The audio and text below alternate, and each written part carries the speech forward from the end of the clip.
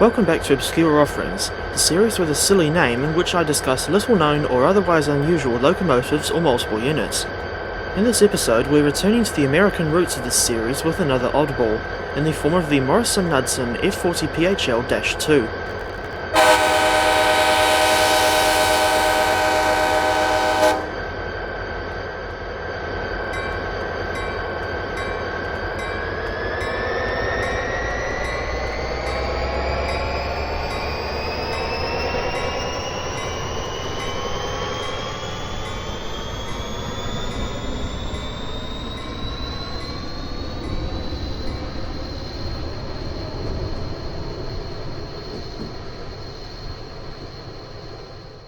The history of these unusual locomotives is inextricably linked to that of Tri-Rail, a commuter line in South Florida.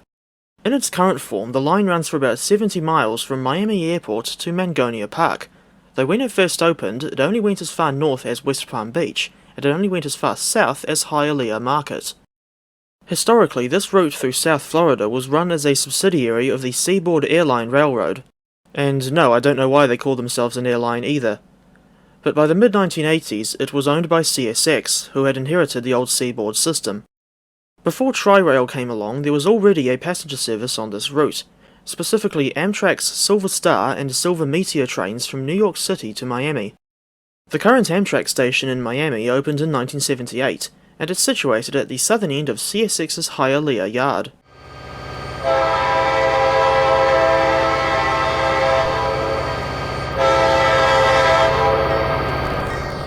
In preparation for the start of commuter service, the Florida Department of Transportation, or FDOT for short, acquired the Miami to West Palm Beach rail corridor from CSX, as it was formerly known as the CSX Miami subdivision. The Tri-Rail name refers to the three counties through which the train runs, namely Palm Beach, Broward, and Miami-Dade.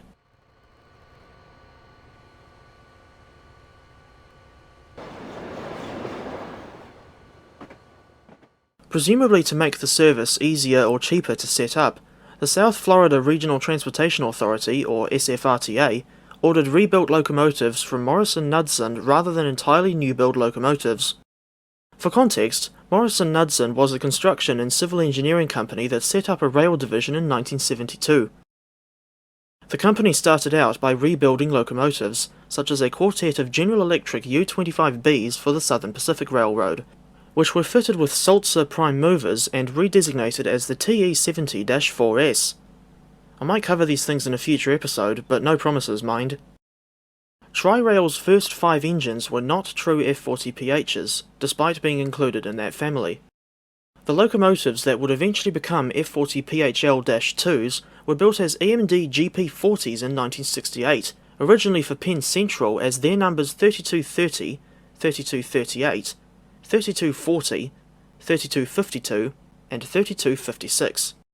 They retained their original numbers when Conrail inherited the bankrupt Penn Central in 1976, but just 8 years later all 5 were sold to the ITEL Corporation. In 1988, the locomotives were rebuilt for Tri-Rail by Morrison-Knudsen, who made the bizarre choice to combine the GP40 underframes with cabs and body shells from retired Burlington Northern F45s. For example, the former Penn Central 3240 became F40PHL-2 number 803, using parts from F45 numbers 6636 and 6626. Tri-Rail commenced operations on January 9, 1989. Passenger numbers turned out to be higher than expected, so the SFRTA made the sensible decision to keep it as a permanent service. Even from the outset, trains were running 7 days a week, with about 28 services each way on weekdays, 14 on Saturdays, and 12 on Sundays.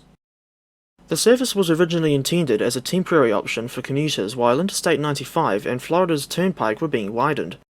Imagine if they tried that sort of thing today, going to the effort of introducing a commuter train, a highly efficient means of transporting large numbers of people over long distances, but only as a temporary thing while a road was being widened. I can imagine that would probably piss off a whole lot of transit advocates. Besides the F40PHL-2s, Tri-Rail also started out with 26 Bombardier bi-level coaches, with 11 of them being cab cars. They were built to the same specifications and painted in the same livery as the GO Transit stock in the Canadian city of Toronto, as the service wasn't expected to last much longer after the I-95 improvements were finished, and that way it would be easy to sell the coaches to another operator.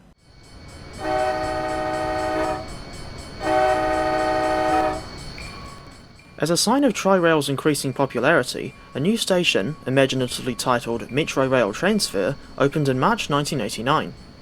It's not far from Miami's Amtrak station, and provides an interchange between Tri-Rail and the Metro Rail Green Line.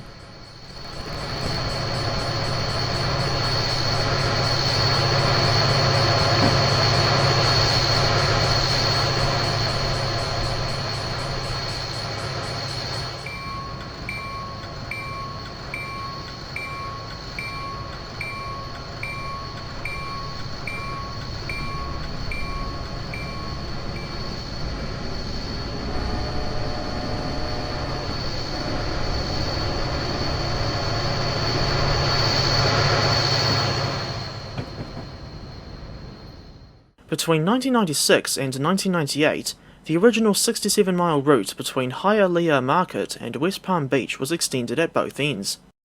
Mangonia Park became the new northern terminus, while a new Miami Airport station was built as the southern terminus.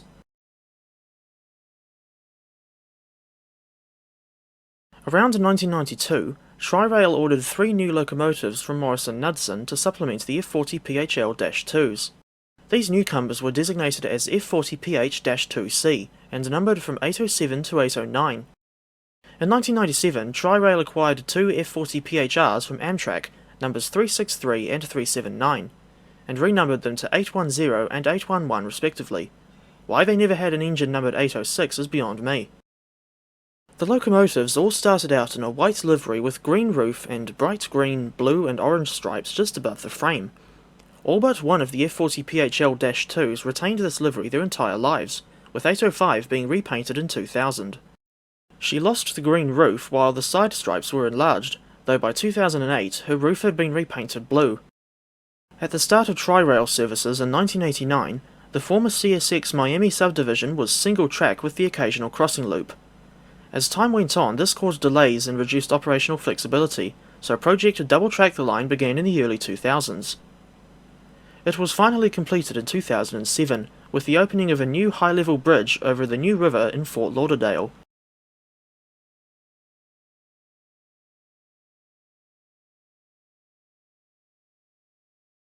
As part of the upgrade works, several stations were rebuilt with second platforms, lifts, footbridges across the track, and large roofs along the platforms. Bizarrely, Pompano Beach Station was not included in the original rebuilding scheme, and wasn't upgraded until the mid-2010s.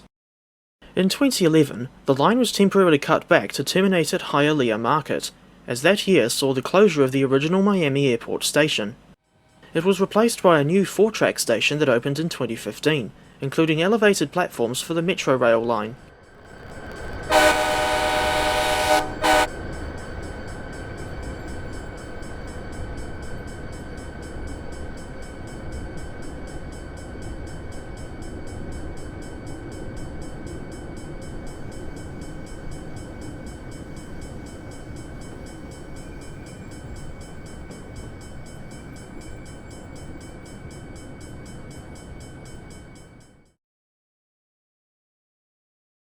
As time went on, Tri-Rail added ex-Norfolk Southern GP49s and Colorado Railcar DMUs to the roster. But sadly, the DMUs proved to be too unreliable, and were taken out of service in 2012 after less than 10 years in service. In 2013, the Brookville BL36PH locomotives started to arrive on the Miami to Mangonia Park line. Between 2013 and 2015, 12 of these questionable-looking things were built, and unfortunately this meant that time was almost up for the veteran F40s. 801 and 804 had already been retired by 2011, and left Tri-Rail property around 2014. 805 was withdrawn that same year, leaving 802 and 803 as the only examples of their class still in service. 2015 was their last year in service, and following their retirement they were stored in the Tri-Rail sidings at Hialeah Yard. The last of these engines in active service was F40PH-2C number 809, which kept going until February 2016. In 2018, while the engines that helped start the service were still in storage, the 3 F40PH-2Cs and 2 F40PHRs were sent off to Progress Rail for rebuilding. These locomotives returned home throughout 2020 and 2021, now painted in royal blue and redesignated as F40PHM-3C. The large green, blue and orange stripes were reinstated soon after, though in my opinion they don't suit the base colour all that well. Sadly, the original F40PHL-2s never received the same treatment, presumably due to their unique status as hodge-podge rebuilds. Instead, they continued to sit in storage, with rail fans growing concerned over whether or not they'd be scrapped. Fortunately, this didn't happen, though what's happened to 2 of these engines recently is rather questionable, in my opinion.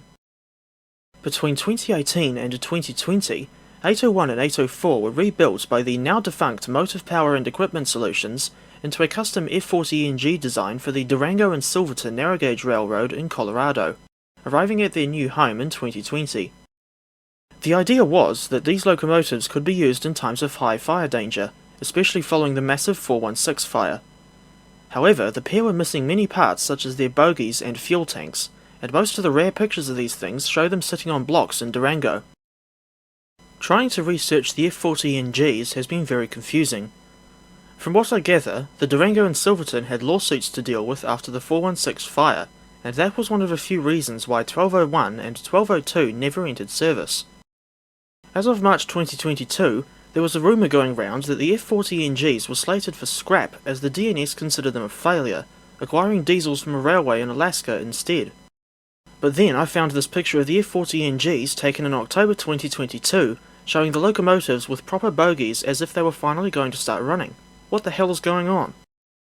As for the remaining 3 F40PHL-2s, numbers 802, 803 and 805, they were finally hauled away from Tri-Rail property in July 2022, and a YouTuber called FEC Rail Fanning has uploaded footage of the F40PHL-2s on that last run in Florida.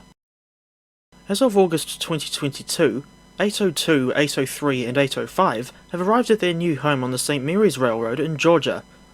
Apparently, the plan is to make one working locomotive using parts from the other 2, just like what happened with the Falcon 042 saddle tanks on the Corus Railway. Essentially, if you know who Sir Handel is, then you know what a Falcon 042 saddle tank is. If anything, trying to research the former Tri-Rail engines is just as hard as the former 801 and 804. But what about the system whose development the F40PHL-2s played a fundamental role in? Well, fortunately, Tri-Rail is still in operation as of January 2023, and while they now use 24 of those fugly Hyundai Rotem coaches, 10 of them being cab cars, all but 3 of the original Bombardier bi-level coaches are still in service.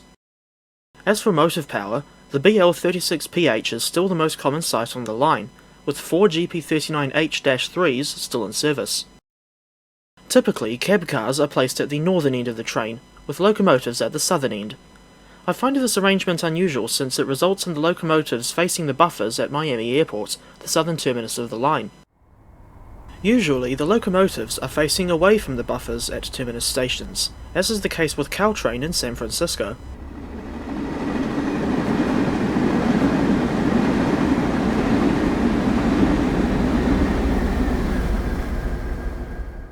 And I think that's about it for the history of the Morrison-Knudsen F40PHL-2.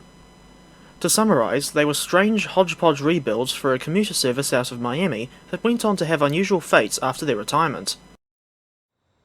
Fortunately, the entire Tri-Rail line was brought to Train Simulator in late 2014. While the route itself only includes the General Electric C40-8W and P42DC locomotives, to represent CSX and Amtrak, Dovetail Games also released a separate add-on depicting the F40PHL-2 and bi-level coaches. Annoyingly, this was the only Tri-Rail stock they even bothered to make, and it should not have been sold separately, but included with the main route instead. There was a texture patch available from the Loco shop, which put the locomotive and coaches into their correct liveries, but it doesn't seem to be available anymore. Trying to make accurate Tri-Rail scenarios is never easy, especially when the only engines you have available are the 5 F40PHL-2s. No proper models of the BL36PH, the rebuilt F40s, or those rebuilt GP49s.